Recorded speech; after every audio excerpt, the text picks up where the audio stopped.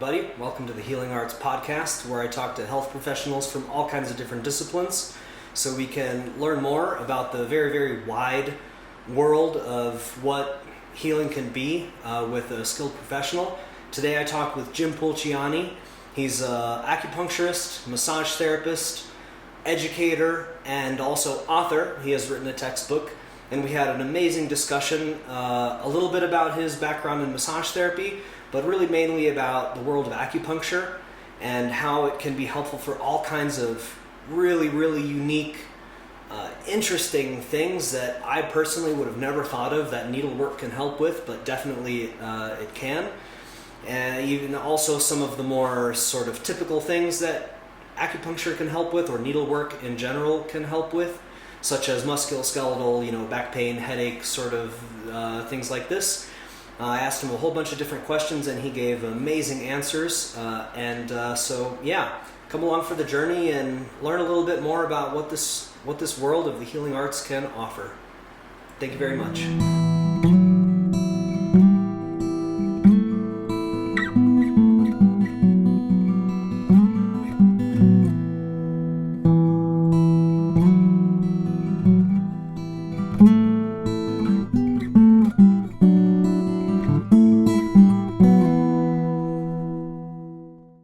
Jim, master acupuncturist, massage therapist, educator.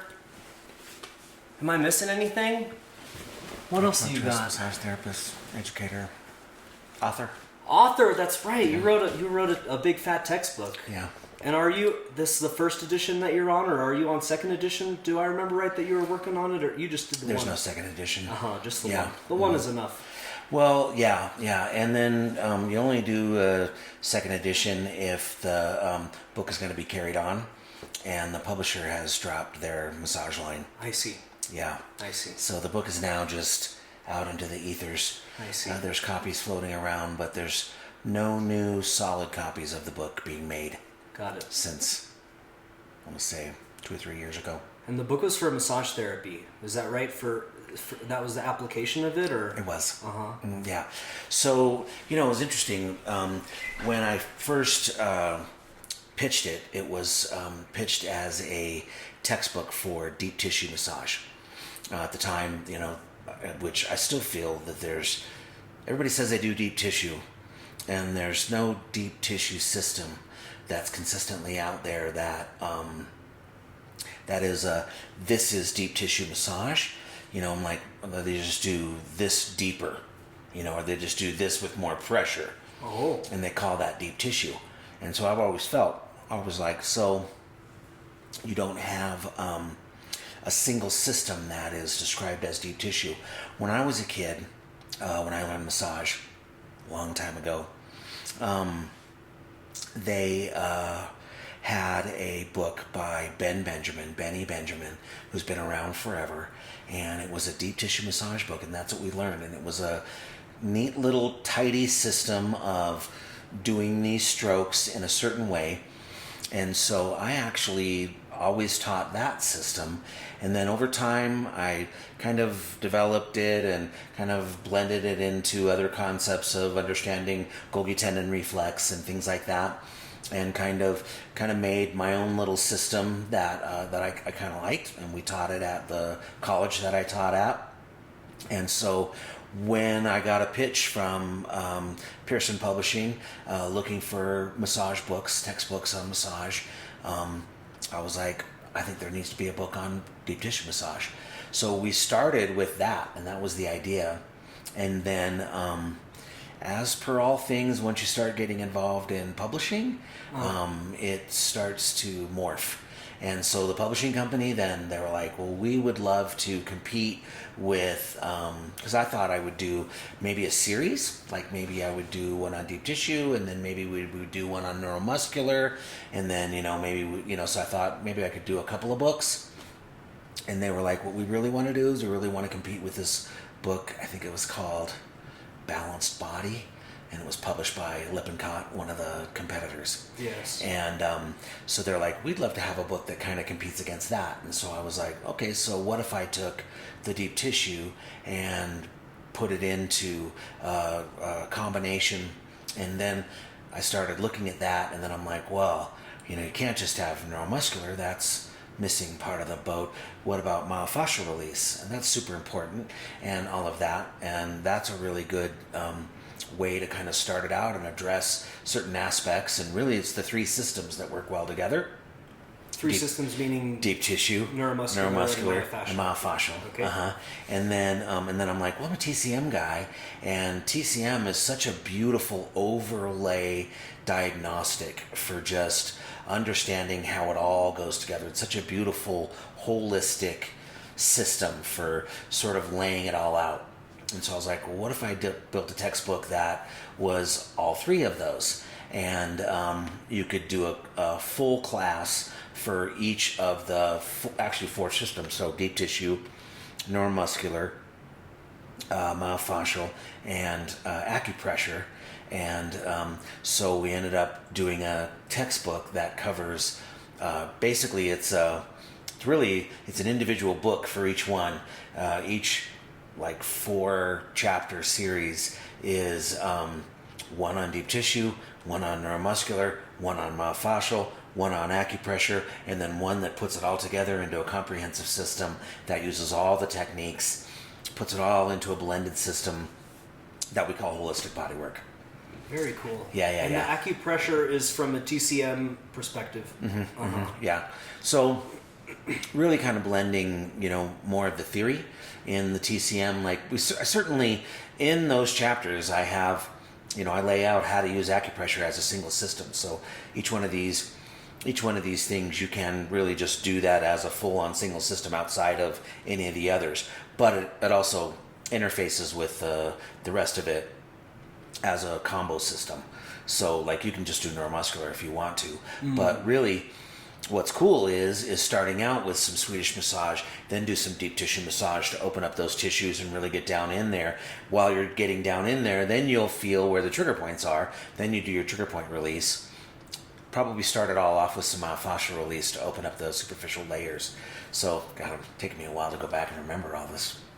Start out with some myofascial release to open up the superficial layers and really open up that outer sleeve. Then you get to the deep tissue where you start working down in there. Then you feel your trigger points and your singular pathologies, so you can do your trigger point release, your deep fiber friction, your things like that to treat your deeper ones. Then you can do deep tissue to kind of realign, kind of get those tissues back together again. Then you can do a kind of a myofascial kind of overlay over the top of that, and then wrap it all up with some Swedish. Feel good. And is this all within the same session, or is this spread over multiple? Yeah, same session. Same session. Okay. Mm-hmm. Yeah, right, yeah. Very cool. So it seems like a lot, and it is. But once you kind of get the whole thing down, now it's very truncated in terms of how you kind of put it all together. Yeah. Yeah. This is gym technique. Yeah, kind of. Is that the idea, that this is like Jim Pulciani technique? Well, I mean, I don't know. For me, it's... You might not use that term, but is that kind of the... I would say, I mean, it was just sort of all of the systems that I kind of worked with over the years, and then a way to put them all together in a way that is cohesive and functional, and uses the best of each one of those techniques. And so I wouldn't say it's mine. I mean, I would just say that I collated it all. Yes. Organized it and collated it. Yes. Yeah, which has sort of been my sort of thing in my whole life. I've never been one much to like come up with a new idea, but I was always kind of good at sort of taking everybody else's stuff and sort of putting it into a way that then makes sense to us all. Like a melting pot kind of. That's how I work too. I accumulate a lot of different ideas, different techniques, and kind of like melt it into a so-called Madhav technique kind of. Yeah. It's kind of. I mean, I guess we all kind of really sort of blend it all and kind of make it our own, right? To some degree or another. I think some people are very. They only learn 1 or 2 techniques, and then and some people even like I have in mind a couple of people who they're like, no, this is the technique. This is the one. And that's kind of part of my reason to start this podcast, actually, is to sort of like open up that tunnel vision that we sort of develop as we learn our techniques. Sometimes some people sometimes can sort of get really narrow into that, and no, let's open it up, Sometimes there's beauty in that too, right? Yeah. There's beauty in that just purity of this single system, where you just can be like, I can really just align here and just work. And I think sometimes, because I think what happens, I think in all of them is that at a certain level, there's an intuitive component, if you're good enough, that kind of takes over. And so no matter what sort of playing cards you bring to the table, you still end up, playing what is, sort of intuitively coming through to you, right? So I think so I don't know. I think there's beauty in singular systems and being that way, and I think there's also short-sightedness. Yes. Yeah. Right. And only seeing, Yes. if you're a hammer, everything's a nail, right? That's right. Yeah, that's right. That's right. Yeah. I think you have that exactly right. I think that there can be a beauty in the simplicity, and also the danger of it is that you think that this is the best way or this is the only way. Yeah. That's kind of like that's the potential negative on that. Yeah, sure. So, yeah. But anyway. Well, I think it's the danger in this practice from start to finish is any sort of myopy, or if that's a word, myopic. Myopy as a plural. Myopathy? Myopic vision. There you go. Yeah. In the sense that I think that anytime that you are not just being open to what's going on here, and then how can that be addressed? I think that's when you're gonna screw some stuff up, or you're gonna miss the point. You're maybe I mean, from something as simple as like a diagnostic. I've had it happen to me before. I had a patient, I remember, who had, I don't remember what the thing was. It was like a shoulder thing. And it was one of these things where, it was like, oh, I've seen this a million times, blah, blah, blah. I know what this is. Treated it. Got some results. But wasn't really making it better. And the thing that happened was I was actually busy over the weekend. And she was needed therapy. She was hurting. And so she ended up going and seeing somebody else. And this other therapist saw what the problem was and did some work on it. And she calls me like that Monday or whatever. And was like, well, I ended up seeing blah, blah, blah, da, da, da, da. And they said it was the da, da, da. And they worked on that, and I feel so much better. And I'm like, oh, yeah, that makes a lot of sense. Now that you say that, I wasn't thinking about that. I was confident that I was seeing this as this problem here. And it was, maybe I was seeing it as the deltoid. I was seeing it as the deltoid, and it was the subscap or something, crazy like that, right? And I was like, oh man, and had I been less egotistical, maybe, and just kind of been a little bit more open-minded, I might have seen that, And I think that's that idea of just being like always, or is it an emotional thing that's holding that in? Yes. Is it what mechanical? Yes. Is it an old relationship? Yes. Or something that's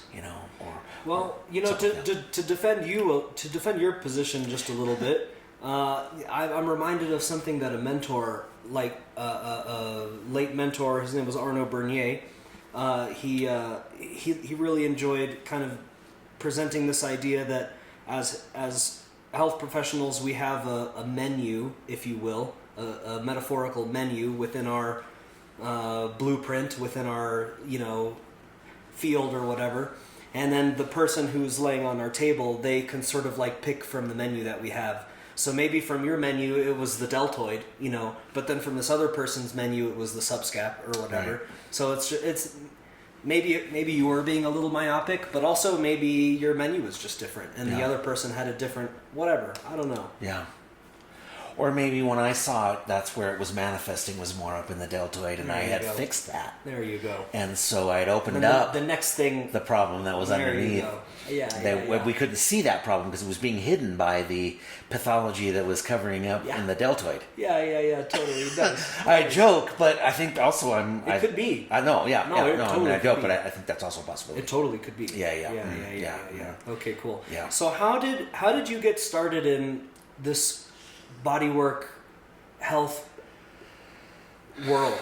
How did all of that start for you? You know, when I was probably a freshman in college, I was trying to figure out, what the heck do I want to do with my life, and I felt that I always had a high regard for medical professionals because as a young man, I spent a little bit of time in and out of the hospitals. When I was 3, I started having ear infections. And so I was in and out of hospitals with ear infections and eardrums blowing. That's why I'm deaf in my right ear, is from my eardrum chronically bursting from the ear infections. And so I spent a lot of time there. Also, I was kind of a crazy child, and I was the subject of a university study on ADHD, and so I used to hang out at the university hospital with medical professionals there, and they were hooking my head up to EEGs. And as like a teenager, or no, I was I want to say probably 7, 8 years old. Oh wow! Something like that. Yeah, oh little wow, guy. super young. Yeah, elementary school. Okay. Yeah. Yeah. So so I'd always kind of, had high regard for those types of people. So I actually was looking at the physical therapy program and kind of was moving on a track for that. I had some really good advice given to me by a professional that was to go to some clinics and spend some time in physical therapy clinics and see if that is something that you're interested in. And so I did. And man, it was pretty eye-opening, and as a 21-year-old person, it was very scary, because a lot of the people that were in there, at least the particular clinics that I went into, were stroke patients. They were elderly. Boy, it was a rough world, and it was very scary for me. And so I wasn't sure if that was a world I was prepared to get into. So I ended up not going that route, and I got my degree in education, which was perfect because it was a love that I really fell into, that I really found that that's what I love is teach. Teaching. Yeah. And so it pushed me in that direction. Strangely enough, fast forward 10 or 15 years, I ended up at the Porter Hospital working on stroke patients. And so I ended up working with that very population that I was kind of afraid of working with at the time. But I was much older, much more prepared, in a much different space. And so ended up then having a much different experience, and that was cool. And really different. So, but as I think as all things, the universe kind of pushes you in certain directions, and so kind of pushed me in this educational direction, which I had that in my back pocket. And I had been getting massage therapy for a while. I don't know how I ended up meeting a massage therapist, but I met one, and then they started giving me massage. I was using it throughout college to kind of help me, relax and, manage myself. And I was like, this is really cool. I love this. And so I thought when I graduated, I needed 2 more years of education to do my secondary education. You needed to do a certification for secondary. And so the plan was, I thought, well, I'll get a massage degree and I can do massage therapy as my side gig while I work on my teaching certification. And so back then, massage was a little bit cheaper to do. It was back in 91, so quite a while ago. I actually paid for my massage program with my credit card. Nice. Yeah, I think it was like $1,100 or something Oh, like amazing. Right? Not anymore. that. I think it's like 11,000 or something Yeah, like that for these guys now, 11 right? to 14, something like that. Something crazy like that. Yeah, 10x, huh? Yeah, something. So yeah, Crazy. it's like $1,100. So, which was awesome because one of the particular chiropractor that put together this program, it was a chiropractor who wanted to put together a massage school. Oh. Yeah. Who? Oh Do you gosh, remember by I chance? don't remember his name now. So long ago. Interesting. A chiropractor Yeah. putting together a massage school. Yeah. How so about that? it was fun, right? Yeah. Cool. Yeah. He was interested and motivated and saw an opportunity there. And so he had a chiropractic office. He had a kind of a break room in the back, and that's where we started doing our classes. He eventually ended up renting the space next door, and we put some massage therapy rooms in there, and that was our student clinic. But what he did and was he taught the anatomy and taught the official kind of pedagogical stuff, you know, the any of that stuff that we needed to do, which I think back then we had to have like some kind of English thing or something that was, you know, part of it. And English. yeah, I think there was some kind of like, I think I had to write like a paper or some craziness. There was some kind of you had to do some sort of general education that we had to do, I think. Yeah. And so he taught all that. I see. And then he hired professionals to come in and teach the different elements and techniques. Yeah. And that's where I got to meet Bob McAtee, who was my sports massage segment. He taught our sports massage section, and you know, turns out this guy is a OG in the world of massage therapy. You know, started the original program with the Olympics. That's how we got to know him. He was already working with the Olympic teams back then. So back when massage was just getting known and just coming out of the world of relaxation massage, you know. And so it was him and a few other professionals. Of course, he's the one that I've kept in touch with, so is the name that pops in. I apologize for all my other instructors who were wonderful and taught their different segments. But I thought it was a great education. I thought it was a really, really good schooling, I felt. And that was here in Colorado? That was right by the Citadel Mall, right down here. Yeah. Okay. Yeah, it was right next to the Citadel Mall, as a matter of fact. Cool. And we did we had to do a hands-on test for our citywide test that we took here, and I started doing massage. I actually built out a garage. I had a little 100-year-old house down here off of Platte, and I built out the garage into a massage therapy little section, put a little wood-burning stove in there, and started doing massage, and fell in love with it. Awesome. You know, I just loved what I was doing. Loved helping the people. Loved, the whole interaction. You know, the whole thing. It was great. You know, it was cool. That's awesome. And during that time, I actually ended up taking this class from she was a local acupuncturist. Was an Asian woman who had a small practice, and she was doing this like Parks and Rec class that was like to drum up business and to get interest in Chinese medicine, because nobody knew about that stuff back then. You know, this would have been maybe 92, maybe 93, maybe.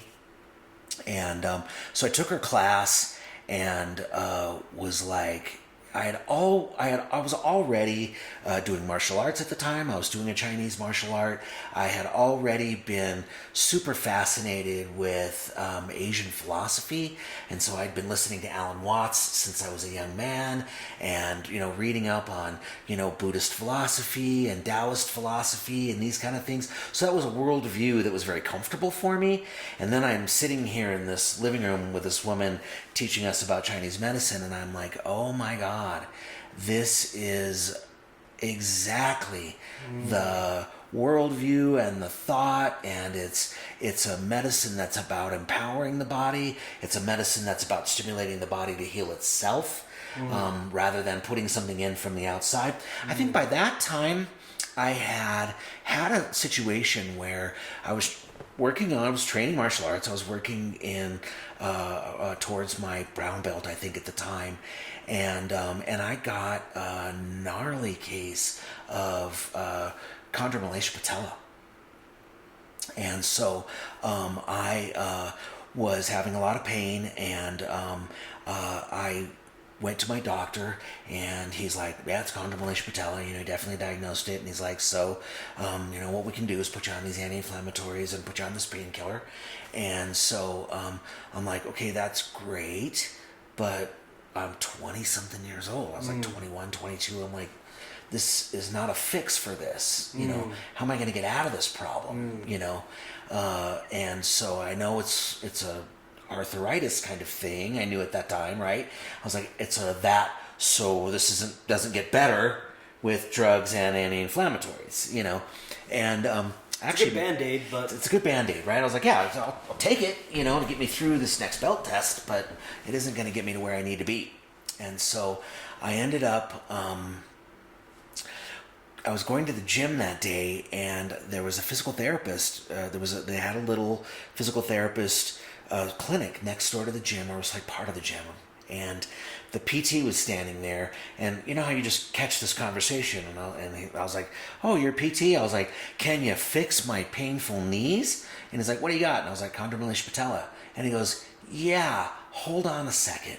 And he goes back to his office, and he comes back with a piece of paper, and he's like, do these 4 exercises.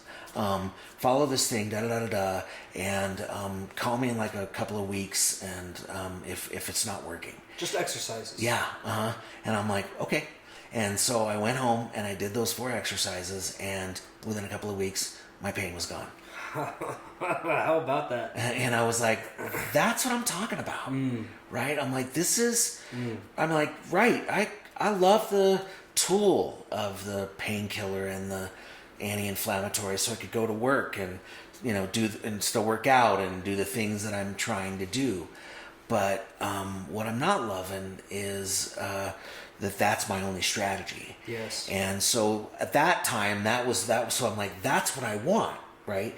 And I met this, and then during that time is when I met the acupuncturist and was listening to her, and I was like, yep. This is the medicine that does that. This is the type of medicine that is focused on putting the body in the right position, or stimulating the body. You're pushing the body into a position so that it heals itself, as we do with acupuncture by creating a micro injury to stimulate it to go. And so so that was like bell go off kind of thing, and that rolled around in my head. From that point on, I actually started sending, because as a massage therapist, you're working on somebody's painful shoulder, and they're like, I've had this lifelong diverticulitis that, has bothered me, whatever, is there anything massage therapy could do for that? And I'm like, no, probably not, But I was like, what I can recommend is an acupuncturist who does these kinds of things, and maybe can help you. And these people start coming back, and they're like, thank you. Yes. I so appreciate, yes. That you have recommended her, and I'm feeling better, and blah, blah, blah, blah, blah. And I was like, again, just those little ticks of, that's awesome. That's awesome. And then it was, found myself down in Florida, and found myself at a situation where I was trying to figure out what am I going to do with myself, and I don't know, open up the phone book, and I don't know, spirit guides you. Yes. And then that's when you started acupuncture school? That's when I started acupuncture school. Cool, nice. Yeah. So I think that's maybe the main thing that I am super curious to learn about you from today is the world of acupuncture. Yeah. Because it's such a huge world. It's been around for such a long time. I have so many clients myself who swear by it, who have had incredible results with it. And what a cool thing. So what kind of... This is a huge, ridiculous question, but maybe what kind of stuff did you learn in school? Like, what is the program like? What is acupuncture school like? Boy. For the one that you went through, maybe you can give us like a overview. What I can say is that I know that there is a difference now as I'm meeting new acupuncturists that are coming out into the world, they're like, it's a very different schooling, very different situation than it was when I went to school. So, because of course I went to school quite a while ago. It was 1995, 96, I think, when I started. So, so again, it was kind of a different world.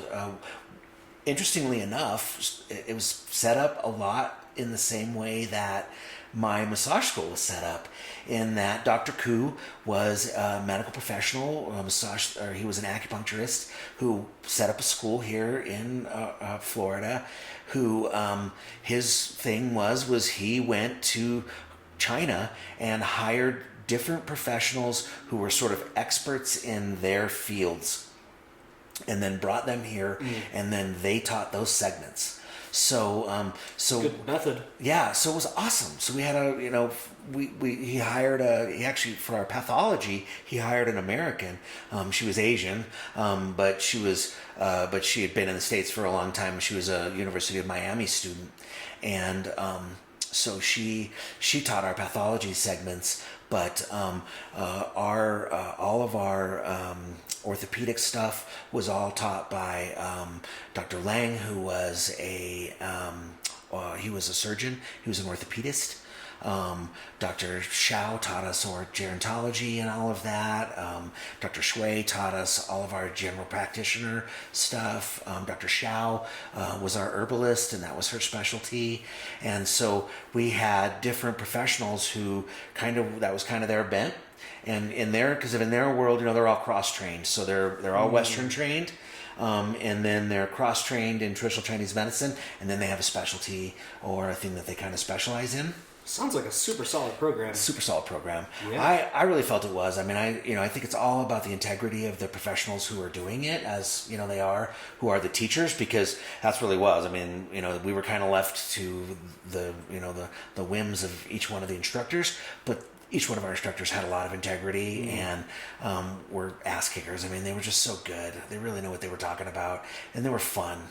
And so, yeah. So what was different for us, that's nowadays. So nowadays you can get into a traditional Chinese medicine program, and they have 2 tracks. They have an herbal tract and they have an acupuncture tract. Okay. And so you usually do them independently of each other.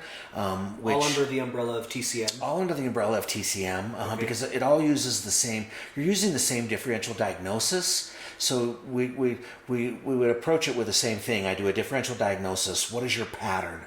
And then once I understand your pattern based on traditional Chinese medicine, then that helps me decide on what are the acupuncture points that I'm going to use to support that, and then what are the herbal formulas that I want to use, or what modifications do I want to make to an herbal formula do I want to use to support that particular pattern. Also, what dietary choices do I need to suggest also to support that pattern, or to take things away or add things to it.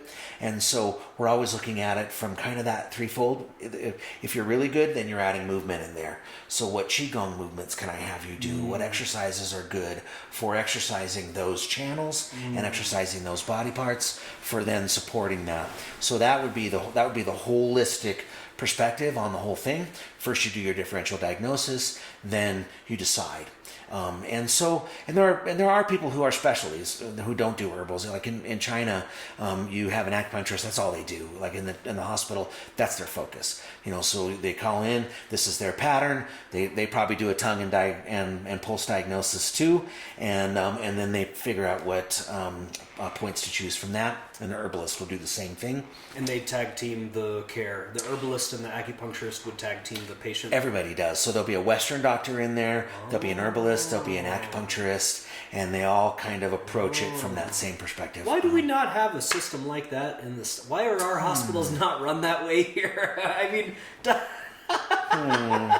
a good question, right? Yeah. Oh my goodness. I think what happens is, unfortunately, is that rather than kind of having, I think, a collaborative, we end up kind of parceling and parting it out, or they end up, people borrow different techniques, which is fine, but then they end up, dry needling, which is a piece of it. and I'm not saying anything negative against dry needling as a technique, but it's a piece of the puzzle. Yes. And it's a part of the picture, and you're kind of taking that out. Yes. And using it as opposed to just using it all together. Yes. Yeah. Yes. Collaboration. Yeah. I think there's a long history of, and I mean I see it now in our industry, and acupuncturists felt threatened by dry needlers, and so they've then pushed back against dry needlers. When I was a massage therapist, which dry needlers are in large part physical therapists, were the main part, and at least in particular, some of the pushback in some of the states was definitely against acupuncturists and physical therapists. There was some sort of riff there. When I was a massage therapist and we were first coming out into massage therapy, physical therapists were very upset because we were learning trigger point release. Yeah, and we were learning trigger point therapy. And they were like, no, that's our technique. You guys can't do trigger point. And we're like, but they're doing the same thing. But we're like, but we rub the body, and we're experts at finding these knots. So why can't I rub out the knot? And if I can rub out the knot, why can't I learn trigger point release technique, which is no less advanced than any other thing I'm doing to rub this knot out? That was the rub for us as massage therapists. And certainly over time, we all got over it, and we all got along, and we all found a way to continue to practice without necessarily having to step on each other's toes. I kind of feel like the same thing will happen here. Eventually we'll get along, and because I think there's a track for dry needling that's perfectly fine. I work with dry needlers. I train dry needlers at the lab, and I co-teach. I co-teach a dry needling class, for crying out loud. I didn't know that. Yeah. That's cool. That's cool. Jan has me as his co-teacher for his mild pain seminars. So maybe you can tell, this is something that I've really enjoyed hearing you talk about, but maybe you could tell everybody right now that maybe in a similar way how trigger point is like a subset of massage therapy that you can just like learn a little bit here and there. Dry needling is a subset of acupuncture that is maybe you could learn in a couple of weekends or whatever, just that little subset. Anyway, can you tell everyone about that? You're close. I mean, I like the analogy, but the analogy falls short in that the dry needling perspective isn't necessarily a subset of Chinese medicine, in that the dry needler is learning a piece of Chinese medicine directly, in that they are and they aren't. Okay. I got you. Right? In the sense that a dry needler, or let's say a physical therapist, or somebody, a chiropractor for that matter, they have a certain they have a certain education, which is Western anatomy. Right? Understanding the muscles, understanding all of that, understanding these kind of things. And then their palpatory skills are then also Western anatomy, and approaching it from that perspective. And then their hands-on are going to feel the knots. And they're going to feel those knots in the Western anatomy, right? From that full perspective. And so full on, they're approaching it from, well, I found these from the technology that I've learned and the knowledge that I've learned, and I've found this pathology from understanding the movement pathology or so on and so forth, and palpated this knot, right? So that's how they get to finding the trigger point, right? Which was how Janet Travell, mapped these things out in the 1950s, right? Was a Western anatomical approach, finding these trigger points. So they're using those maps, they're using that technology to get them to the trigger point. Now, where we combine is that, at some point, dry needling, this was where Janet Travell started, was she started injecting trigger points with procaine. And so they were using procaine to deaden the trigger point. And they're like, oh yeah, that works. You stick some Novocaine in there, and sure enough, the trigger point is dead. Well, over time they tried, they're like, well, I wonder if it's the procaine or if we could do just fluid in there. So they started injecting saline into the trigger point. And they're like, well, that works too. So like, okay, procaine works, saline works. Both of these help release the trigger point, and actually are good techniques to use. Well, then somebody was like, well, do we actually need to put anything in there? Maybe it's just sticking the darn needle in there that's doing the work, right? So they stick the needle in there, and it helps. right? And they're like, oh, okay. Same result or similar? I think so. I won't quote. Don't quote me on knowing the exact, but I do know that was basically the progress, and that's where the term dry needle comes in. Oh, that's why dry, because there's no liquid. Because there was no liquid, and it was a hypodermic needle that was dry.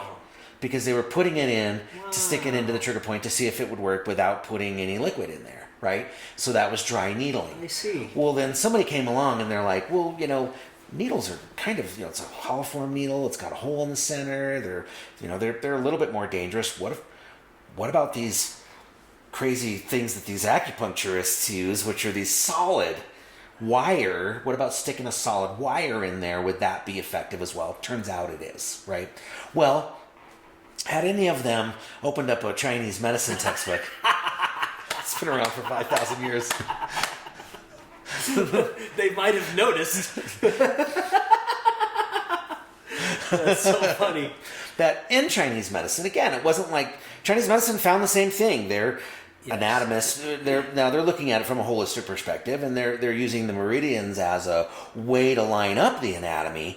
But it's not like they're not seeing the same anatomy that's underneath their muscles and blood vessels and so on and so forth. Yes. And they're feeling the knots, and they're like, well, these knots are here. They're almost always here, and they always present in these pain patterns, and they create these referral pain patterns. If you push on a trigger point and watch the referral pain pattern, it follows the channel.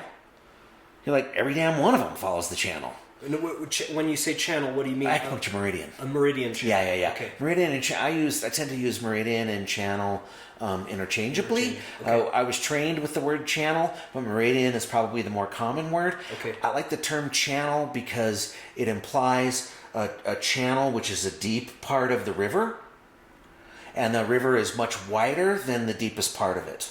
Oh, cool. Oh, right. Okay. And so I was thinking. So meridian makes you think it's right on that line, and everything happens on that line. And we picture that the meridian is really, that's just where the main parts of the things are, but that everything else lies next to it.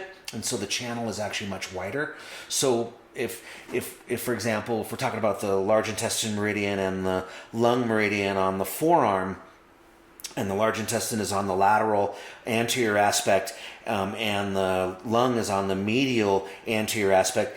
The lines would actually be this far apart, but we see them as touching. The center of the line is here, but the channel comes all the way to the center, because the channel is not a thing, it's a map for the thing. And what is the thing? The thing is the blood vessels, the muscles, and the nerves, and everything below it. And they don't just fall on a pencil-thin line. They fall on a thick line that runs down. Does that make sense? That does make sense. Yeah. So we see the same anatomy, and we found the same trigger points. And we found, because we've been using these solid needles for 5,000 years or longer, stick it in there and stimulate it a little bit, and it jumps. We call it ashi. We call it calling the chi. And when you call the chi, the trigger point jumps, and that's ashi treatment. Well, we know that from a Western standpoint, when you needle that point, or you needle around that trigger point, and you bounce that needle in there, or you stimulate it up and down, that you're eventually going to trigger the muscle spindle. And the muscle spindle is going to cause the muscle to jump. That's the stretch reflex. And so when you tweak that muscle enough in that knot, the muscle spindle will react to that, and it's called a stretch reflex, and it'll make that muscle bounce. And we call that the twitch response in Chinese medicine. Ashi treatment, calling the chi. Western medicine, twitch response. Same thing. So parallel tracks. Like I said, I that's why I say I don't discount their discovery of this, because they were working with trigger points since before the 50s. I mean, the 30s and 40s, we were treating trigger points. Those Russians and those guys were doing that stuff way back then. Palpatory skills, the DOs and stuff from way back then, right? Okay. And so they were finding that stuff too. And Chinese medicine was already there, Yes. And so that's where I always say, I'm like, let's be clear on this, in that we're sister techniques here in that sense. And that's where, you'll hear sometimes you'll hear dry needlers are like, wow, it's nothing like acupuncture. Or you'll hear acupuncturists say it's nothing like And I'm like, no, they're everything like each other. Because they're everything like working on the same anatomy that is having the same pathology. But there are two theories of getting there. Now, there is a difference, though. There's a place where we diverge. And that's where acupuncture, whereas Western medicine or dry needling is a very Trevelyan, very regional anatomy, very muscular driven, very Western, very trigger point, needling the trigger point, and that's what you're looking for. And the objective is to stay away from large neurovascular bundles, joint capsules, things like this and whatnot. Only needle the muscle belly. That's where the trigger points are found. Nothing like acupuncture in that sense. In that sense, right? In that sense. So when we look at the histology of acupuncture, I actually have in my clinic, I have a Trevel trigger point poster, and I took the time, sometime I had a minute on my hands, and took some markers and drew the Chinese meridians over the map. So you can see how the meridians and the trigger points line up and how they line up with the referral pain patterns. And they're just perfect. They just go everywhere. They do line up. Perfectly, yeah. The points are there perfectly, right? How about that? But what we also find is there's a lot of points on that channel that are not found on the Trevelyan trigger point because they're not trigger points. There are points on the channel that are in the joint, that are in the crooks of the joint, where we literally are going into the joint space. When I needle a knee for treating a knee problem, I'm actually needling into the meniscus. I'm actually sticking my needle in the meniscus. Wow. Yeah, I want to touch it. Wow. I want to poke it a little bit. I'm actually ablating the meniscus with my needle a little bit. Wow. To stimulate a healing response. Yes. There. A dry needler wouldn't necessarily do that because that's a joint space. That's not a trigger point. That's an old style technique. Those are extra points that we needle for knee pain. There's a point in the back of the knee where we actually do go straight into the back of the knee and do go into the capsule, UB40, and that's right there, and that's a classic old acupuncture point. So we'll needle that. If you look at the histology of these points that are not trigger points, then almost all of them lie over areas of neurovascular bundles. And big trunks of neurovascular bundles. And so we're needling both on the periphery of those nerves where they're the most activated, then on the nerves and blood vessels where they're the most sensitive, and then we're also needling at the trunks where they're the most active. And will you go all the way into a nerve? Well, or you brush against the edge of where the well, you know, and blood vessels too. Yeah, I mean, here's the thing: you are all the time. I mean, anytime you're sticking a needle in there, I see. There's not a point where you're. But not, a big one versus a tiny one. It's a different deal. That's right? a different deal. Yeah, and so I imagine a brachial artery. Can you put a needle inside of a brachial? Well, yeah. Kind of I mean, you can. That's incredible. Yeah. I mean, we don't. You know, we have guidelines because we have guidelines for where we put those points, where we put those needles, and so like for example, like probably the scariest one is stomach 9. Which is right, level with the Adam's apple, right off of which is what's back there. Carotid artery, carotid, jugular, vagus. And so, but we actually weave it so that we don't go into the carotid. Our objective is to stay away from the carotid. Okay. So we have guidelines for staying in the muscle there. So there we're trying to needle into the SCM. And needle along the SCM. So we do an oblique needle pattern, and we needle along that. Okay. And so we have certain needle depths that we'll needle. So most of the time over these, we're actually needling above these things. So like we're not using a 3-inch needle to go down in there. We're using maybe an 1-inch long needle, and maybe it's about a 3-inch depth to get to that blood vessel or thing. But there's a large vascular network above that that's going to stimulate it. So you're usually needling that. However, can you and is there opportunity? And what I can say is so. What I'll do is I'll quote I'll quote Dr. Dumerholt.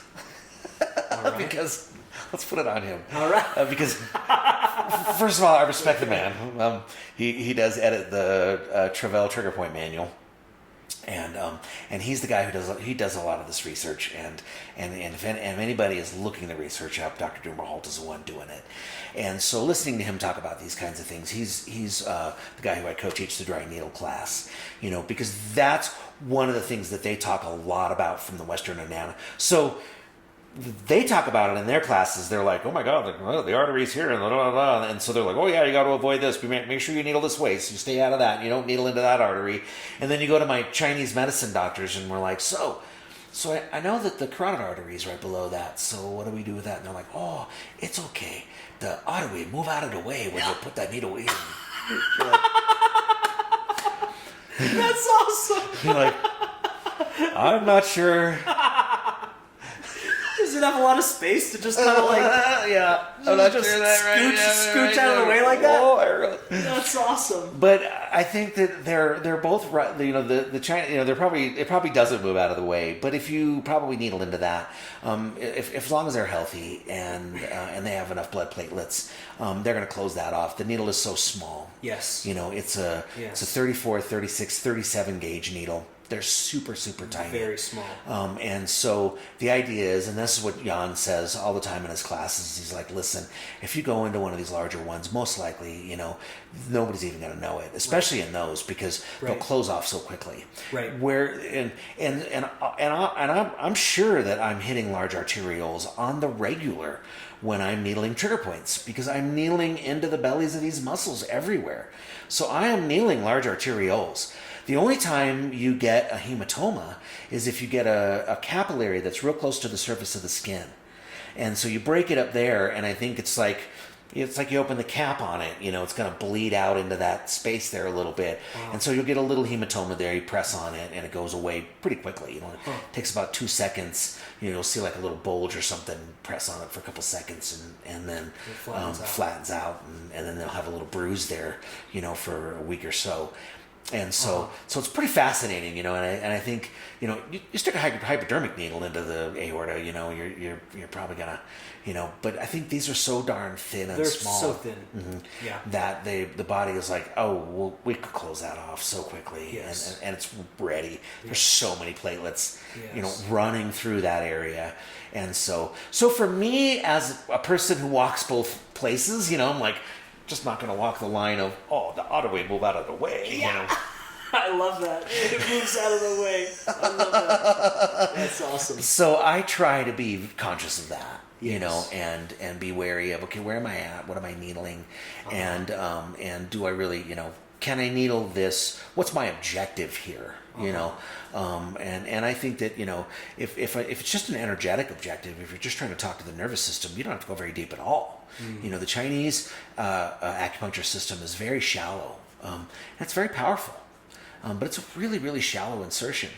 And even Jan talks about that. He's like, even working on scars and stuff sometimes, we don't even have to be that deep with the scars to really get better. Sometimes we only have to be in that, what we like to term the superficial fascia layer, in order to get a change that is below that and into the deeper muscle layers below. Like I'm picturing like maybe doing abdominal scar work. When I'm releasing abdominal scars, my needle is not very deep at all. So I'm working on a gentleman right now who's got a pucker abdominal scar on his left side. I don't know pucker. It's puckering. You know what I mean? Okay, yeah. Okay. It's like a pucker hole. Okay. Right? Okay. And I'm trying to think of if it was a tube, or if it was a hole for arthroscopic. It was one or the other. Okay. Right. And so he gets bowel problems with that, and bowel issues, gets stuck there every so often and whatnot. And probably some adhesions. I think there's adhesions deep to it. Intestinal level. Yeah. Yep. So we've been working on it now. I think I've got maybe 4 treatments in on him, and it's flat. It's a flat scar. Wow. Yeah, it's cool. You put your finger on it, and you push kind of. Wow. You can kind of feel still where the hole was. But the scar itself is actually flat. Wow. And really cool. It's really, really neat. And his symptoms have been slowly getting less and less and less. And that's something I see. I had a patient who had a really deep abdominal scar. It was a long, probably maybe 7 or 8 inches long, and it had a really, really deep end point on it as well. And she had she had extreme bowel issues. She had she could only eat for a couple of days in a row, and then she would feel full and she couldn't eat for a day or so. And then she would have a bowel movement maybe every 4 or 5 days. Oh. Yeah. And so it was really fun. You know, it's one of the cool things about being able to work at the lab and work in the clinic as well, is when she came to me and talked to me about this, and then she showed me this scar, and I was like, I've seen this before, and I've seen abdominal scars, and I've seen them adhere to the intestines. Yes. And I'll bet you that's what's going on. Yes. And it was that weekend we opened up Nina, who had the abdominal tie, and her small intestine was adhered, and she had that kink. And then she had that left side dilated small intestine, and she had the right side normal size small intestine. And I'm like, yep, this is my patient. She fills up the left side. Literally, her small intestine fills up, and she is full. You know, we all say we're full, but no, she is. She can't get any more food in there anymore. Yes. It's literally packed. Yes. And then she has to wait until it gets through that kink. Yes. Until it fills up the other side, yes. And then it takes 4 or 5 days to fill up the other side of the small intestine and colon, yes. before she can move it out. Yeah, mm-hmm. yeah. So wow. I did scar release on her, and she, she's like, I don't want to be gross. They always say, this. I'm like, trust me, it's my world. Yeah. We don't mind. It's how we live. Yeah. And sure enough, she had. She said after that treatment, she goes, biggest bowel movement I've ever had in my life. It was amazing. Nice. And subsequently, after each treatment, she would have a big bowel movement that night, which was really powerful for her. And now I haven't seen her in 6 months or so. So I think we've got it released. Amazing. Yeah. I had no idea that needlework could help with scar issues. I had no idea. Mm-hmm. And visceral adhesions also. I had no idea. Mm-hmm. So tell me some other stuff. I got 2 questions. What is like a very typical sort of issue that acupuncture can help with? And then what's maybe some stuff that people wouldn't have thought of? Like me, I would have never thought of scar work or intestinal adhesions. So give me those 2 things. What's some typical stuff and what's some weird stuff? Well, it's the thing where, the body's the subconscious mind, right? I mean, it literally is the subconscious mind. Think about it. I used to say the body's the subconscious expression of the mind. But I am now more convinced that it is the subconscious mind, right? It is the living, working system that is just listening to what the heck is going on and reacting to it. Right, and being and being the thing that is present. If you say I'm stressed, the body's like, okay, we're going there. If you say you're not stressed, the body's like, okay, we're not going there. If you say this is how we are, or if this is how I feel about things or whatever, then the body's like, yeah, all right, then I am presenting. I am, creating a posture for that. I'm creating a chemical signature that relates to that. I'm preparing myself for what I need to do in order to be prepared for whatever that is. So if that's a joyful situation, I'm preparing for that. If that's a scary situation, I'm preparing, right? So the body is literally the listening mind. And it's the one that's always running, and sometimes there's interference there, like sometimes in the sense that maybe the mind wants to be somewhere else, but you've had experiences that the body remembers, right? And, we always say about how the body literally is remembering it through the system. You can't have a thought without having a physical attachment to it. If I asked you right now to think about walking through the park, and we watched your body through a functional MRI, your body would light up as though you were walking through the park if you were actually visualizing it in your mind. If you went in there and you're like, okay, I'm thinking about walking through the park. Okay, I picked up an apple. We could actually see those muscles fire, even though you probably didn't fire them completely enough to move, but your body would actually feel that because it's a body experience. It's not a mind experience.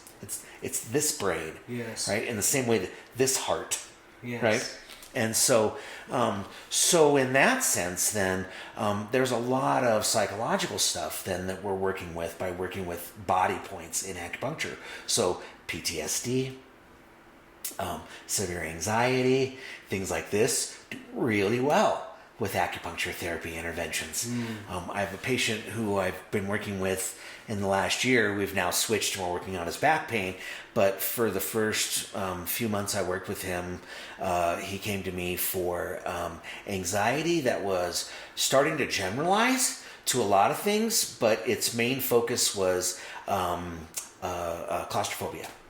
And so he started out with just being like, maybe airplanes and things like that. And then it started to generalize to movie theaters, and it was starting to generalize to a lot of things. And he was like, I'm starting to freak out. I'm starting to my anxiety's building. So he came to me and we started working on him. And again, just working on talking to that whole system. And, not talking to the thinking brain. He can do that anywhere else. He can go to the psychiatrist and sit on a couch and talk about that. But I'm going to talk to that subconscious body and get in there. So by doing the needling on that, we were able to calm his system down, start resetting his system. Each time we reset his system, he got to the point where he was feeling better, could do a movie theater. Then he had to take a plane flight with his job and was able to do the plane flight. He had to do his breathing techniques. He goes, it wasn't great. I had to do my breathing techniques. I had to do all my things and that. But he could do it. Which he couldn't do before.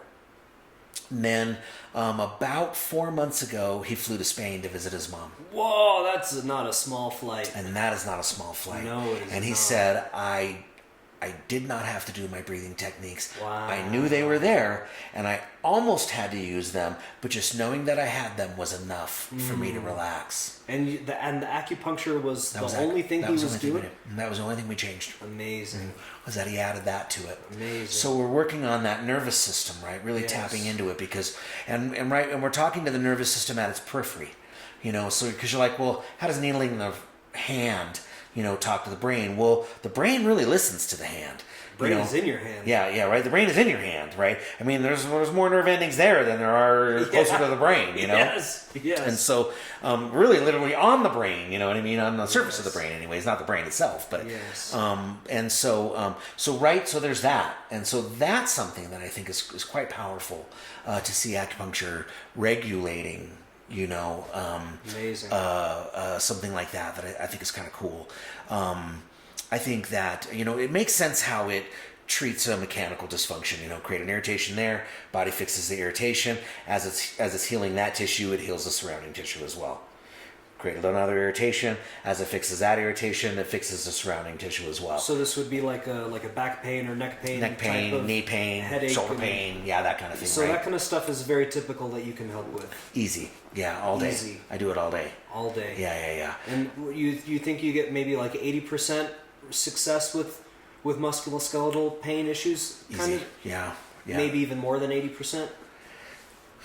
What I can say is that because for me, I probably would say I maybe get about 80% success with the work that I do. Yeah, it's hard to say. I mean, I feel like almost always I'm making a change. Where the end of that change is or not. If we're looking at at full outcomes and a complete change. Boy, that's a toughie. That's hard to make a guess for me, because so often the people that I'm dealing with are people that are at the end of it. You know what I mean? They're not the people. It's so fun is that I'm finally, really in the last maybe 5 years, I'm finally starting to get people who are coming to see me who are just slightly jacked up. They just have little issues, or new issues, or they're just brand new. I just got this thing, or I just got this back pain because I'm pregnant. These things that you're like, wow, that's easy. That's right there. It's only been there for a minute. For me, so often, because acupuncture is still on the fringe a little bit, people don't come to us unless they have tried everything else. And I always say the factors are, what's the efficacy of acupuncture really gets down to how bad is the problem? What is the level of injury that is there? How long have you had that injury? How long has it had to be there? How old are you? and how healthy are you? And those are the factors. You know, based on that, it's then where can I bring this problem? You know, where can I get it to? And so, and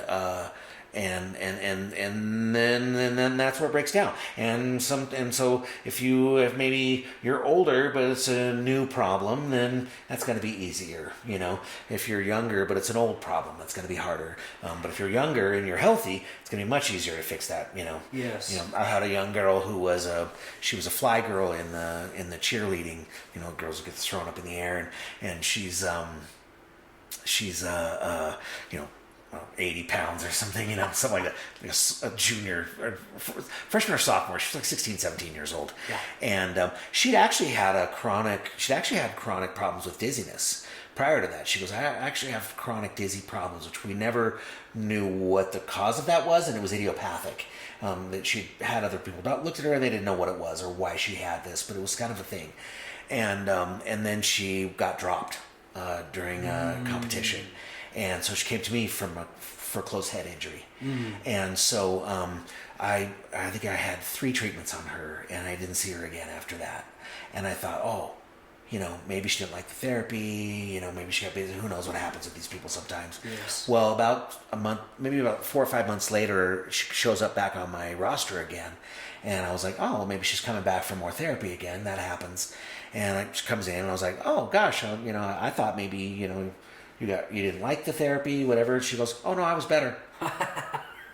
She says, no, you fixed that. Nice. I'm here for something else. New issue. Yeah. So the dizziness, the dizziness and the concussion and the headaches. She was having headaches and some blurred vision and some other things that were coming along with the concussion. Amazing. And so that was resolved very, very quickly for her, because she was, you know, she had all the things going for her. Amazing. You know, she had the one chronic thing, but this other problem was fairly acute.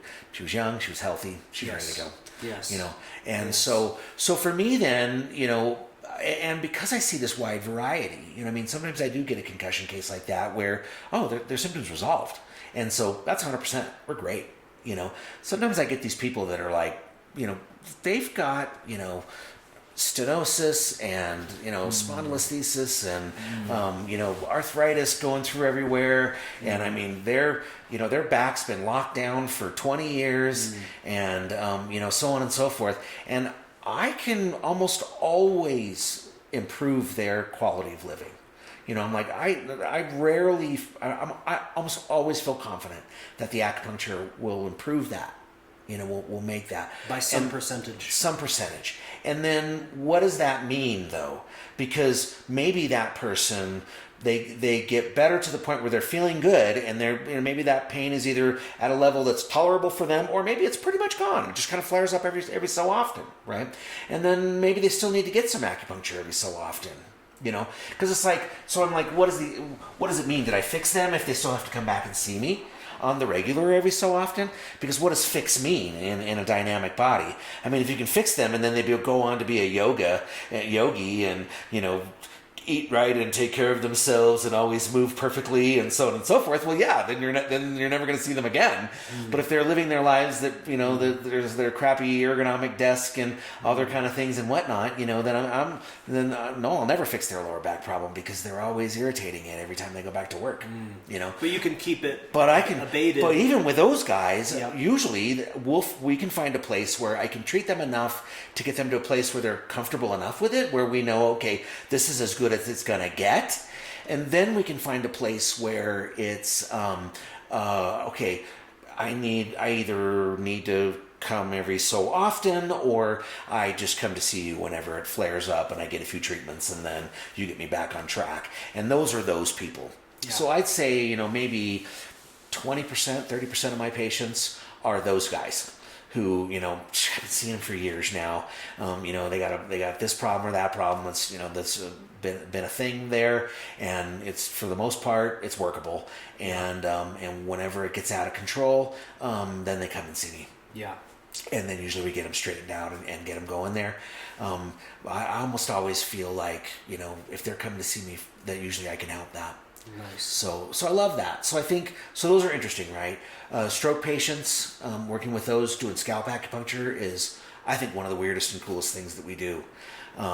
Working right over the motor area of the brain, we needle right over those areas, and we can see results right away with stroke patients. Yeah, it was amazing. Wow, that's another one I would have never thought of, because obviously you're not into the cranium, you're on the scalp, you're in the superficial layers, and still you're helping with directly in there. Wow. Yeah. So I had one of my favorite ones. I was working with a patient at Porter, and back then, that was way back in the day. Acupuncture was still voodoo medicine, still kind of is, and so these physical therapists, none of them had any experience with it. This was a particular patient of mine who was already my patient. I had been treating her prior to this, and she had a stroke. So she was like in her 80s or something, and so she's like, I want to get acupuncture as my care.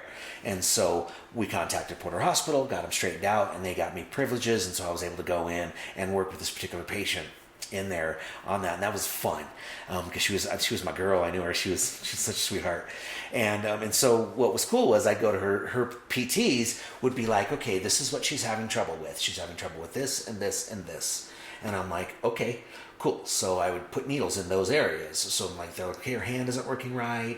She's been doing really good, but her hand, it's just wonky here. So I'm like, okay, so I would needle those areas, and then I would needle the motor points that connected to that, and then I would needle the scalp. Or they're like, okay, her speech has been troublesome here or whatever. So we motor the speech area in the brain because it's all mapped. And so we needle the speech area, needle that. And every time I would come in, they're like, okay, that's fixed. Freaking amazing, man. And it was so cool, Wow. And they're like, okay, what's the next thing? Okay, let's work on this now. Wow. And I was blown away because we were working on it right away. She just had the stroke. She was just hospitalized for it. So we were able to work on this before it settled into the tissues at all. So she was progressing. So we progressed her out, and her partners that were in the room with her, who I was not working on, they were still working with the speech pathologists, and my girl was already moving to the next. It's like they move from floors. Like when you get better, now you're on the 4th floor, and you get to For some reason, they move you up the hospitals. For some reason, half the time, rather than move you down. We start at the 5th floor, then you're on the 1st floor. You get the hell out of there. Yeah. Nice. So the maps of the brain that you're talking about, are these like meridian lines on the scalp? This is a particular style of acupuncture called scalp acupuncture. Okay. So we still use a differential diagnosis sometimes, and we're always using the meridian map, because that's just our overlay of how, because again, when you look at the meridian itself, you notice that's where the major blood vessels are, that's where the major nerves are, and that's where the muscle septums are, and that's where the muscle chains line up. So it's a simple map that lines up a lot of anatomy. So it's just like you and I, every time we look at the body, we're always sort of overlaying their complaint over how we understand that joint and what muscles are there and what ligaments are there and so on and so forth. We're always sort of using that as our backdrop brain. Okay. So we do the same thing with the meridians, because that's our way of understanding the way the muscles line up and the way the nerves are and the way all of that, because they all fall in that same pattern. Okay. So we're always using that. But there are separate systems that are specialized systems that fall within that. So we have a group of extra points that don't fall within the major channels. Okay. And there are some whole systems that only focus on those. Okay. Because like sub-maps? They're like sub-maps. Yeah. Okay. Oh, that's good. I like that. I like that. Sub-map is a good term. Okay. Yeah. And that's kind of how this is. This is a sub-map. Okay. It's a singular system that was designed and then kind of progressed on its own and has been developed over the years into its own system called scalp acupuncture. I think Dr. Zhu ZHU was one of the first ones to really start really laying it down. And when you look at it, it really does have a like you look at that and then you look at a Western map of the brain, and they're lining up almost exactly, So the motor points. So we're looking at the parietal region here, where the motor and the sensory points are, and that's exactly where we needle.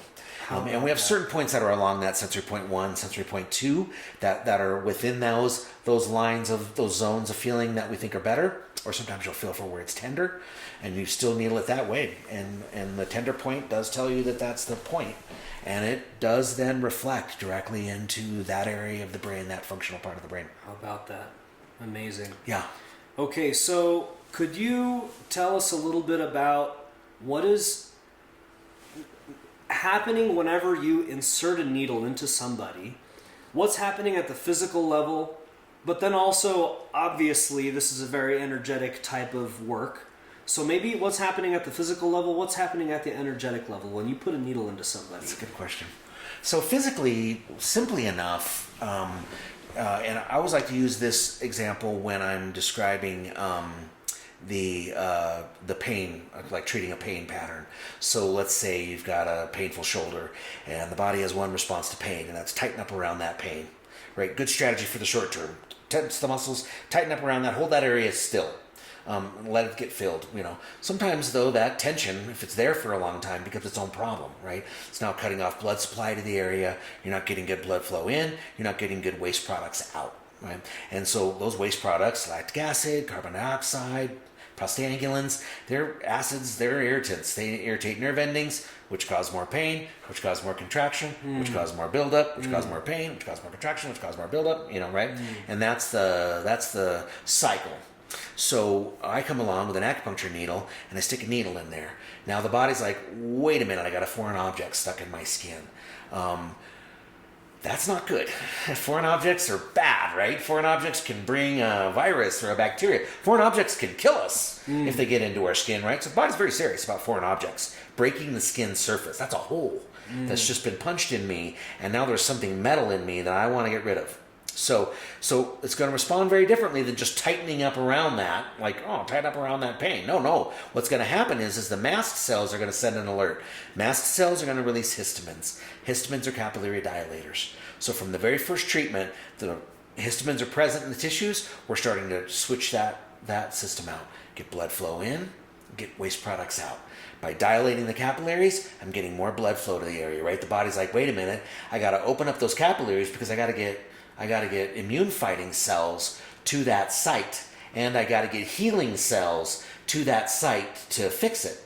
So when histamines are present in the tissues, they stimulate a group of cells called fibroblasts and fibroclasts. Fibroblasts lay down new fresh tissue. Fibroclasts break down damaged tissue. So now fibroblasts and fibroclasts are migrating to that area. We got increased blood flow, which is one of the first things we want. Let's get those waste products out and nutrients in. Now I got fibroblasts and fibroclasts going to that area. Well, they're not just going to fix the hole that I punched in you. They're going to fix the surrounding tissue as well, right? They're going to send a lot of people down there. When these guys are hanging out, they're like, well, they're working on the hole over there. There's not enough space on the hole for me to get in. But there is this chunky old ground substance over here that I could dissolve from this old injury that's right next to it, right? So they're going to break that down as well. And then they're going to lay down new fibers there. Oh, well, this is gnarly over here. Well, there's a pain signal here. Let's go ahead and work on that as well. So we're flooding that area with that. The third thing that happens is that thing that we were talking about earlier. When you get an area of pain or you have a nerve ending or a nerve bundle that's excited, and it's going to get overexcited, and the muscle spindle, that little thing that we were talking about, its job is to make the muscle contract, and it gets overexcited, and it becomes hypervigilant. What's that? It's always biting at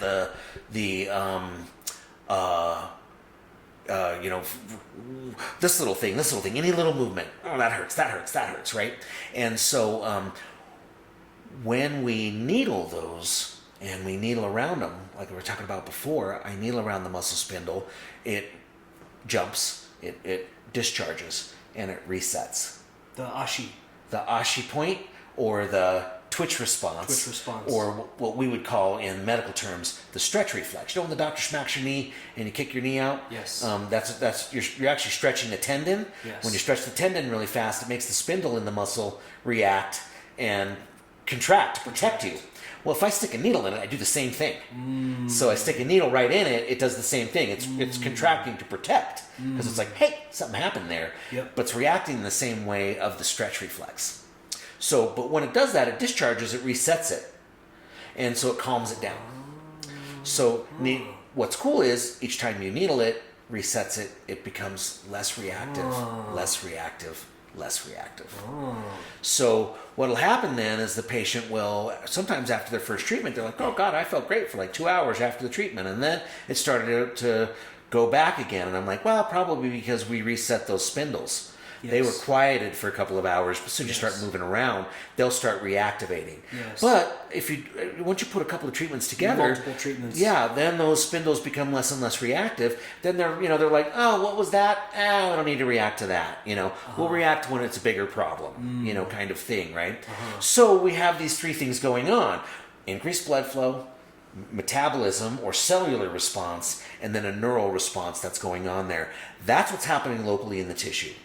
And that's how acupuncture fixes, and that's how it's fixing everything from, because people are like, well, will acupuncture fix a ligament problem? And you're like, yes. Will acupuncture fix a muscle problem? And you're like, yes. Will acupuncture, you're like, wait a minute, how does it do all these things? Because it's not doing any of those things.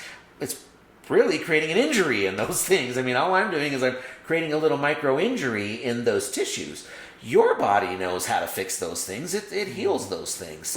It's like an instigator for you to heal yourself. Wake it up. You wake it up. That's so interesting. Yeah. So that's it. Yeah. I'm just like, hey, here's where the problem is.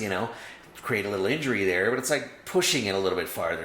Push it a little bit. Yeah. It's like irritate it a little bit more, and then that makes it work. But basically, it's creating an injury that is that's more serious. It's more serious about that hole in the tissue than it is about the pain pattern that's coming from inside. And also, it's a very smart and precise and intentional injury, right? Yeah. And then also behind your hand, you have the intention of healing and love that you put into someone. Well, and then you overlay all of that together, and then that's how, there's a whole nother thing going on there, right?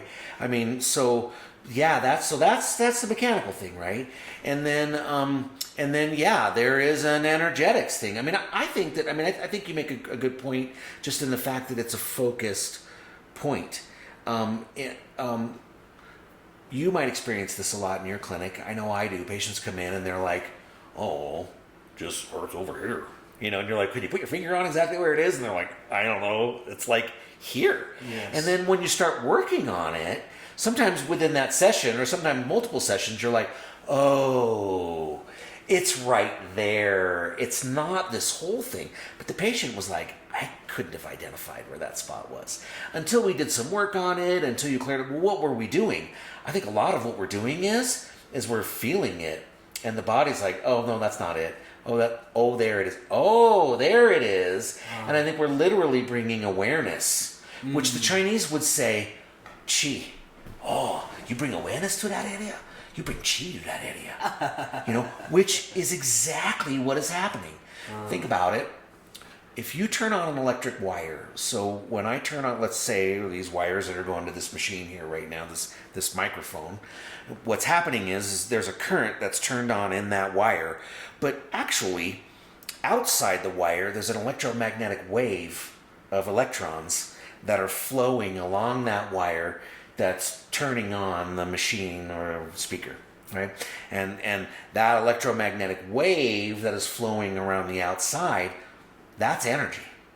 And so as we turn on, or we think about, if I think about my index finger, I am now lighting up the current in the nerve that is my index finger because I'm thinking about it. Well, as long as I do that, as long as I'm lighting up that nerve, there's an electromagnetic wave of electrons that are flowing now along that wave. I'm sending qi to my index finger.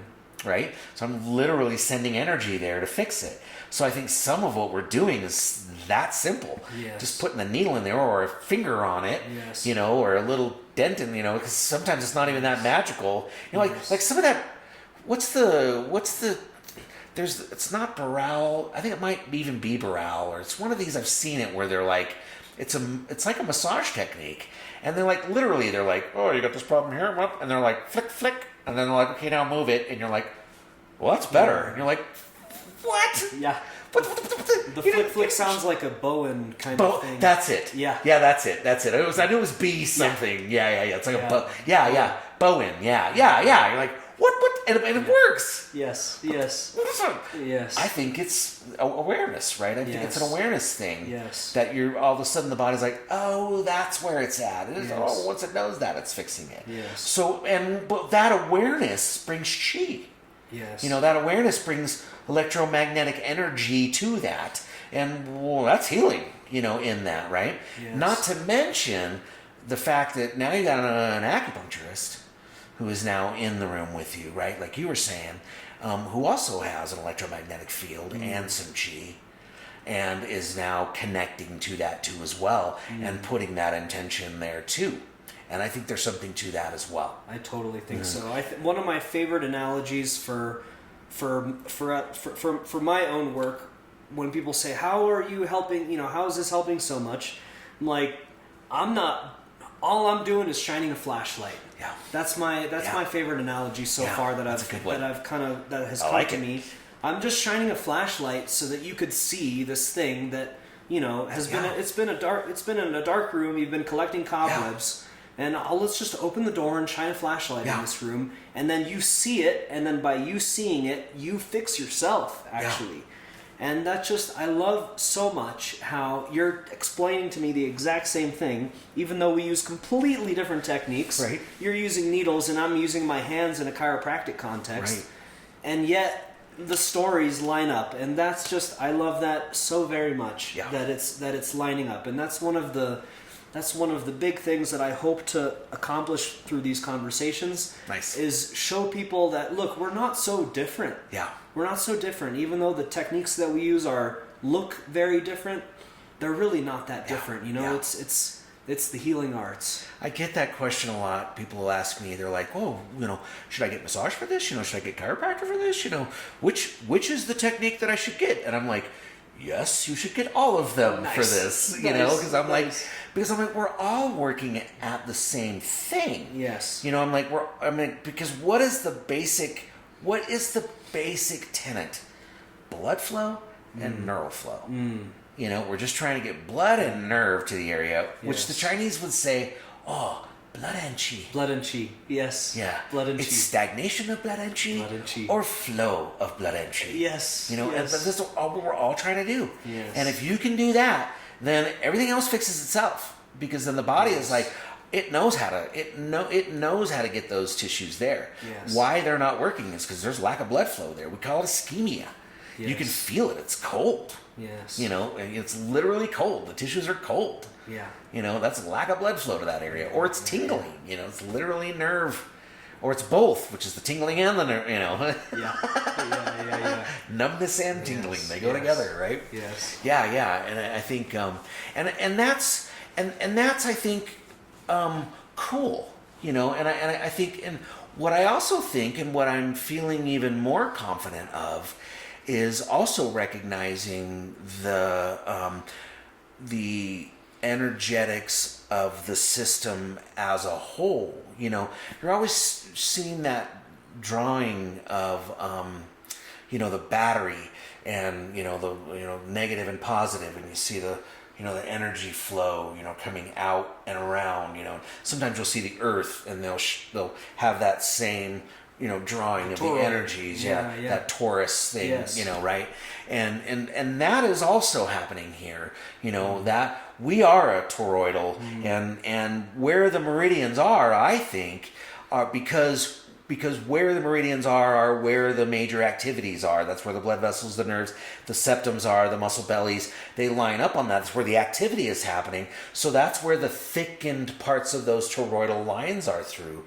So if you were to, I think you could literally take that map of the Chinese meridian body, and you could take those meridians and extend them off the body and say, those are those external lines that you see on the outside. They literally do extend out into that space, because they are a reflection of the energetic patterns of the things that are going on in there, and so I think we're tapping into that, whether we put our hands on them or whether we put our needles in there or not. You know, that being in that space, I think, just with an intention sometimes, you know, is a powerful. And frankly, I mean, I've seen that in my practice, in that I've had times where some of the most profound, beautiful moments I've had with my patients were about that. And some of the most profound healing moments I had I'll give you two examples.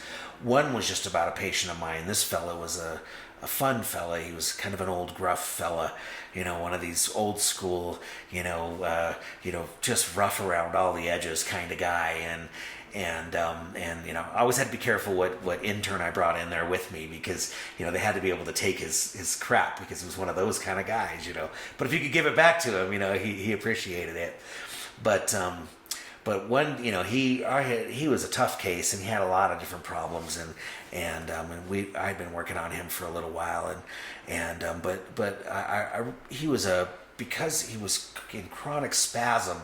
I was very careful never to leave him alone. You know, a lot of times in acupuncture, you'll put needles in the patient and you can let them rest by themselves for a little while, and they can relax. But because he was in spasm, I always stayed in the room with him, because I just wanted to monitor and keep an eye on him, and make sure that, you know, the needles weren't, you know, anything going wrong there. And so I would sit with him and chat, and talk, and we were of two different worlds, but we connected on a few different things. And one day he says to me, you know, and he says, you know, Jim, he's like, you know, I don't know about this acupuncture crap, you know, if it's doing me any good or anything at all. But he says, but I sure like coming in here and talking to you, and I always feel better when I leave. You know, and I was like, that's all that matters right there, you know. I'm like, that to me is the best compliment anybody could ever give me, you know. Maybe I've made a lot of knees feel better, and I've made a lot of shoulders feel better, but if I can make that guy's heart feel better, you know, that's pretty powerful. And then one time I had a patient who I had been treating her for abdominal. So one of the things that we can do, which I love, is being able to treat on the inside. And so we were talking about this actually before this conversation today, about doing fertility, and about needling around the belly and needling the body to help speed up the fertility process or enhance the fertility process. And it's well documented and well recognized that acupuncture is a very powerful modality for that, and I've seen it work on the regular. And it's amazing to be able to think that, you know, putting some needles in and around the abdomen can literally change the function of this most all-powerful uterus that can do these most amazing things, and yet we can really help that function out. And this particular patient was having a lot of trouble with hers. She had a dysmenorrhea, and so she's having a lot of painful periods, and a lot of these and a lot of that's. And I had been treating her and trying to help her out, and one day she came in to me and laying down on the table, and I started to put the needles in her, and she started to cry, and I stopped, and I was like, you know, what's going on? You know what? Tell me what's up. And she had just left another medical professional who had basically had given up on her, and had basically said, well, you just need a hysterectomy, and we just needed to take this thing out and get over it. And that was not a good answer for her, and did not make her feel well. And so I was like, okay. So, and just listening to her and just, you know, kind of connecting with the whole situation, I was like, so we're not going to put any needles in. And so I just held her hand, and I put my hand on her belly and just rested my hand where the place of conflict, and just held her hand in a place of love. And then her and I just breathed together. I had the heat lamp on us because it felt so good. And we just breathed together and just connected. And I think, you know, that was powerful, and just bringing that love and calming energy that I can extend to her. You know, we know from the Heart Math Institute that the heart, you know, the energy wave of the heart is 6 feet, you know, beyond your body, you know, and the brain is only a few inches, but the heart is 6 feet, you know. So I like to think that for that time, maybe we were creating an interference pattern as our hearts beat together, and that interference pattern helped put, maybe a cancellation of that stress for a little bit. And she cried for a little. I cried because, you know me. Yeah. It's one of the reasons I love you so much. Yeah. That's such a beautiful story. And it makes me think of what we talked about, one of the very first things we said in this conversation, which is like a tunnel vision onto your techniques. Yeah. That was a moment that you stepped back from everything that you had learned, and you were just with that person as a human being. Yeah. That's such a beautiful. Yeah. That's such a beautiful story. And I think, to me, I feel like it was probably the most profound healing that I could have been a part of for her. Besides the hundreds of other needles I put on her body, or all the other intellectual techniques that I was taught, and all the things that I did there, I'm like, to me, I feel like that moment, I know that I felt it, and she certainly said she felt better afterwards, and I'm like, that's powerful. That's beautiful. Cool stuff. Beautiful. Yeah, love that. Beautiful. Okay, maybe final question. What advice would you have for someone who's looking to get into the healing arts as a student, and then after they have finished school and they're in a clinical practice? What are maybe just one thing that pops into mind for each? Well, I could say, as far as somebody getting into the healing arts, I think that it's good to look around, and try the modalities out. Meet the people who are doing the modalities, because you never know what's going to be that modality that's going to be the thing that you're like, oh, this really speaks to me. Because I really do feel that that's then what you're going to be good at, because you're going to be interested in it. It's going to spark your energy and that. And I think for me, I was lucky in that I did get that chance to kind of look around and try some different things out, and I've found my path, and I'm very happy with it. So that'd be my best advice for somebody going into it, other than just the they always say living a life in service, is one of the most important things you can do, no matter what that looks like. Whether that be the healing arts or just baking cookies for the neighbor next door, But I feel like I wake up every day and I have good work to go to, and I feel like when I'm done, that I've done good work. I feel like, you build a building or you make a brick wall or something like that, and you can look at that and you can feel proud of that because it's there. And there's other jobs that sometimes you're just pushing papers and things, and you don't always get that that satisfaction of. But with the healing profession, I feel like you get that knowing that, and sometimes you get notes even where they're like, you've changed my life, and that's pretty damn cool. So I can say it's pretty valuable, and it's been something that has taken a crazy boy off the streets and gave him something worthwhile to do, and it's not as hard as you think it is. We think anatomy and these things are hard, and I'm like, if a kid like me can learn this stuff, anybody can learn it. So that's my other advice, that there's nothing too hard out there to learn. If I can do it, y'all can do it. And then what was the other one? What was the other question? After someone has graduated, they're already in practice.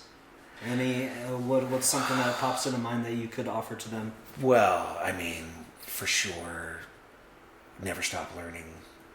Never feel like you... That's such a good one. Never feel like you know what you're talking about. That's such a good one. That's such a good one. Right?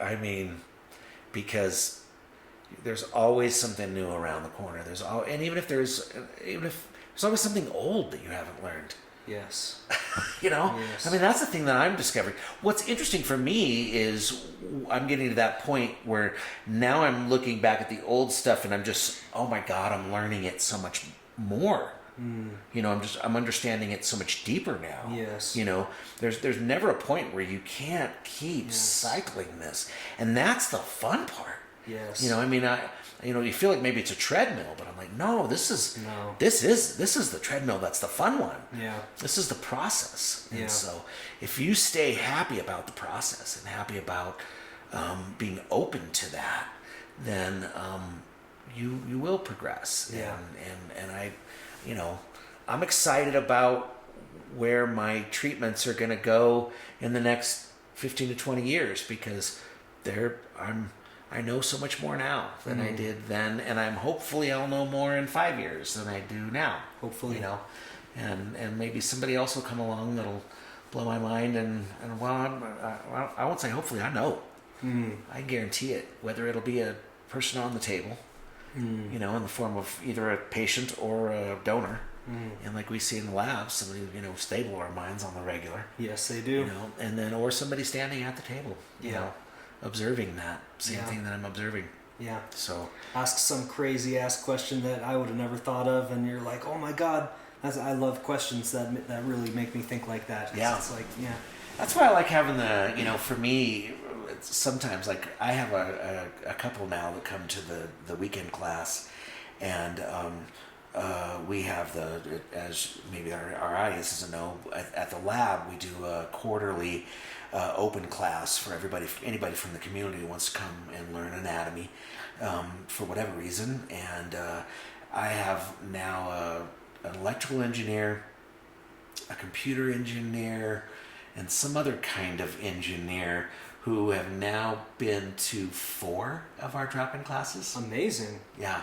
Awesome. Yeah, they're a blast, and they're nothing about anatomy, but sometimes they're the ones that ask the best questions. Yes, and totally. they're the most fun to have in the classroom. Yeah, totally. Because they're really looking at it from a unique point of view, and that's very helpful. Yeah, they don't have a what's the word? They don't have like the filter of an education in the health profession to sort of like direct what questions should be asked. Yeah, exactly. Right? It's totally.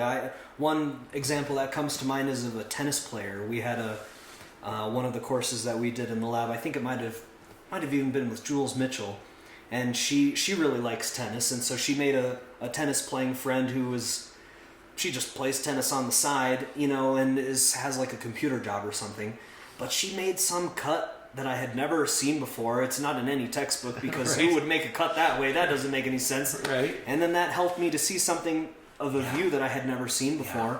And she was like, oh, what's that thing? And I was like, oh my God, I have no idea what that thing is actually, through this little window that she made.